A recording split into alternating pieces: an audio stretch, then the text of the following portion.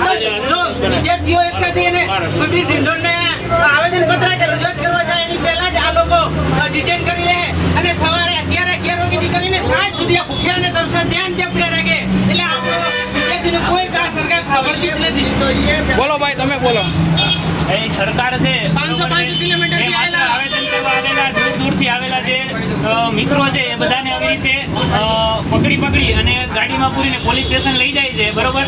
તો જે બંધારણ દ્વારા અભિવ્યક્તિની સ્વતંત્રતા આપવામાં આવી છે, બરોબર છે, આ હકનો કોઈ અર્થ રહેતો નથી અને અમારી ખાલી એક જ માંગ છે કે કાયમી ભરતી કરો અને જે અમારો હક છે અને એ સરકારે કરવી જ પડશે।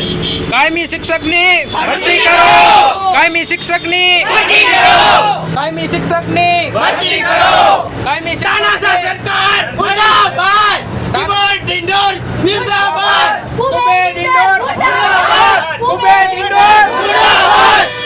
ઢીંઢોર